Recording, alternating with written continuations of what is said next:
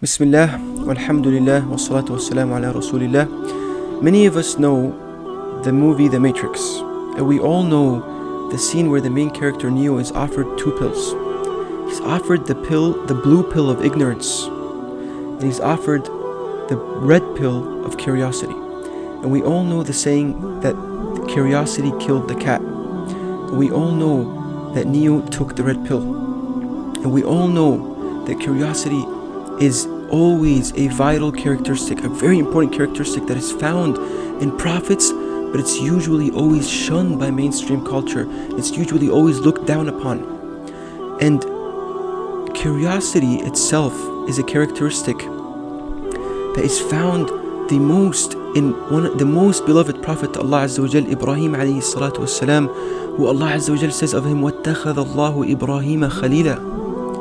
Allah Azza wa Jal took Ibrahim as a friend. And it's because Ibrahim alayhi salam, throughout the Quran, if we look at his stories, he's always asking questions. And he's always asking very, very basic questions about societal traditions and societal norms. And these questions that he poses are causing insecurity amongst his culture and amongst his people and amongst his own father, who created the very idols they would worship. And so Ibrahim alayhi salam would say to his father, وَإِذْ قَالَ إِبْرَاهِيمُ لِأَبِيهِ آزَرَ أَتَتَّخِذُ أَصْنَامًا آلِهَةً. And when Ibrahim told his father, "Oh father, do you take the same idols that you sculpt as a Lord?" And we all know Ibrahim alayhi salam asking Allah Azza wa Jal, posing a question to Allah Azza wa Jal, وَإِذْ قَالَ إِبْرَاهِيمُ رَبِّ أَرِنِي كَيْفَ تُحْيِي الْمَوْتَى. And when Ibrahim told his Lord, "Oh my Lord, show me how you resurrect the death." And Allah Azza wa Jal tells him, قَالَ أَوَلَمْ تُؤْمِنْ. And it's because Allah is showing us. Allah says to Ibrahim, "Oh Ibrahim, did you not believe?" Allah is showing us here that it's not a lack of faith, but it's a question of curiosity, and it's something that Allah really, really liked in Ibrahim alayhi salam. And so Ibrahim says, قَالَ بَلَى وَلَكِنْ لِيَطْمَئِنَّ قَلْبِي. Oh, he says, "My Lord, yes, I have believed, but I'm just asking out of curiosity so that Iman settles in my heart." And so throughout the Quran, Ibrahim is questioning the idols, and he goes to the very idols that his community and his society are worshipping, and he asks them questions. He says, فَرَاغَ إِلَىٰ آلِهَتِهِمْ فَقَالَ أَلَا تَأْكُلُونَ مَا لَكُمْ لَا تَنْطِقُونَ. He asks questions that many of the people would laugh at. Were you asking an idol a question? It's like nobody wanted, they were too insecure and they were so ingrained in their own way. They would rather take the blue pill of ignorance than take the red pill of curiosity, and the red pill that will show them that their whole lives were a lie. Many of us live a lie in today's world. إِنَّمَا الْحَيَاةُ الدُّنْيَا مَتَاعُ الْغُرُورِ. The life, this dunya life, is a lie. It's just a illusion. And many of us rather take the blue pill and live in the illusion than be like Ibrahim alayhi salam and all the prophets and take the red pill that makes us curious and takes us down a spiritual transformation and a spiritual path that leads us to Allah Azza wa Jal. And so he went to the lords, and he went to the idols, and he asked them very simple questions. He said to them, "Do you not eat? Do you not speak?" And so when they did not answer, he grabbed an axe and he chopped them down. And many of us are scared of what happens next. The people of the society come back to Ibrahim and they say, "What have you done to our idols?" And he says to them, قَالَ أَتَعْبُدُونَ مَا تَنْحِتُونَ. He says to the people, "Do you worship what you sculpt with your own hands? وَاللَّهُ خَلَقَكُمْ وَمَا تَعْمَلُونَ." And your Lord is the one who actually created you in your actions. And so many of us in today's world are afraid of speaking up for the truth. We're afraid of being cancelled. And so if you're afraid of being cancelled on social media or publicly shunned because you are standing against the mainstream with the truth, then remember Ibrahim alayhi salam's story when he got cancelled in the greatest attempt of cancellation in the history of mankind. The people of Ibrahim gathered as much log as they could and they put it in a valley, and people across the world wanted to witness Ibrahim being burned alive for what he had done to their idols.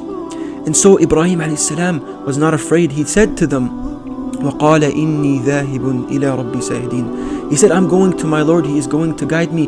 And as they put him in the fire, we must remember and have hope that Allah Azza wa Jal in the Quran says, وَمَنْ يَتَّقِ اللَّهَ يَجْعَلْ لَهُ مَخْرَجًا. And he who is conscious of Allah, Allah Azza wa Jal makes an escape for him. And Ibrahim knew this. He knew this vital piece of information, and he knew that Allah Azza wa Jal would not allow for his only servant on the face of the earth at that time that worships Allah and has true monotheism to be cancelled and to be murdered. And so they gather the fire for 40 days and they create the greatest fire in history, and they put Ibrahim alayhi salam in it. And as they are throwing the torch into that valley to light that fire, the skies shake and the angels protest to Allah Azza wa Jal, and they say, "Oh Allah, there is no one on the earth to worship you after Ibrahim alayhi salatu wasalam. Are you not going to do anything?" But Allah Azza wa Jal is confident in Ibrahim alayhi salam, and he's confident that Ibrahim alayhi salam's curiosity and his questions had led him to a certain faith and led him to reject the illusion of the life that he was living. So Allah Azza wa Jal says to Jibreel, "Go and see if he needs anything." And it was a test to Ibrahim alayhi salam. And at this time, Ibrahim alayhi salam was not an old man. He was not a prophet yet. He was 26 years old according to Ibn Kathir. And so Jibreel comes to Ibrahim, and imagine this scene in slow motion as the torch is going into the valley. Jibreel comes to Ibrahim and he says to Ibrahim, he asks him, "Do you want help? Can I help you?" But Ibrahim says no. And so the torch in slow motion is getting closer to the logs inside the valley that is going to burn Ibrahim alayhi salam. And so the angels protest again, and the skies and the earth shake, and they protest to Allah, "Are you not going to save your servant Ibrahim?" But Allah says to Jibreel again, he says, "Oh Jibreel, go and ask Ibrahim if you want something." And he asks him again, "Can I help you?" Jibreel asks Ibrahim, "Can I help you?" And Ibrahim says no. And so the third time the same thing happens, but this time Jibreel realizes that he's asking the wrong question. Ibrahim's true monotheism did not allow him to even accept help from the servant of Allah, from the angel of Allah at the time of a threat of cancellation. He said, so Jibreel rephrases the question and he says to Ibrahim, "Do you need something? Do you need something?" And Ibrahim this time says, "From you, no. But from Allah Azza wa Jal, I need His help." And so Allah Azza wa Jal says in the Quran, فَأَرَادُوا بِهِ كَيْدًا فَجَعَلْنَاهُمُ الْأَسْفَلِينَ. And they wanted to scheme against him and to destroy him, but we made them from the lowest level of people, and we made their scheme go into waste. And Allah Azza wa Jal made the fire that was gathered to burn Ibrahim alive, He made it cool on Ibrahim alayhi salam. So we must all remember that when we are in work and we are afraid to stand up for our religion, we must remember that Allah Azza wa Jal is the same one, is the same entity that made the fire cool on Ibrahim alayhi salam. And we must remember that although there are no more physical idols today, there are so many metaphorical and ideological idols today. And many of us not knowingly associate partners with Allah Azza wa Jal when we're afraid of being cancelled at work or cancelled on social media or cancelled in certain public settings, because we cannot stand for our religion, and so we adopt certain ideologies that make us fit in. That is a form of idol worship. So let us be wary of that. And the best antidote to following the mainstream is to be curious. And let us all remind ourselves that throughout history, those who are enlightened and those great men and women were always from the very few. There were always exceptions to and a great story. And we'll wrap this up with a beautiful dua that Umar ibn al-Aziz radiallahu anh, one of the Khulafa al-Rashideen, the last one of them, he came into the masjid and he heard a man who was worshipping Allah and praying, asking Allah a very, very unknown dua, a very weird dua. He was saying to Allah Azza wa Jal, "Allahumma ja'alni min al-aqallin."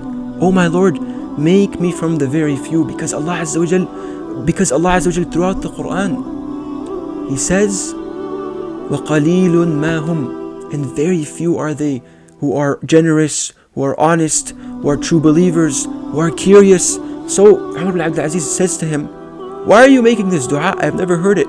And the man responds to him, "I am making a dua to Allah Azza wa Jal because in the Quran I read Allah Azza wa Jal always praising those who were the few who stood out and stood against the mainstream." So let us be curious and let us question everything, because that is part of our religion. And if we are scared to question anything, we must remember that Ibrahim alayhi salam asked his Lord, Rabbi arini kayfa tuhyi al-mawta, oh my Lord, show me how you resurrect the dead.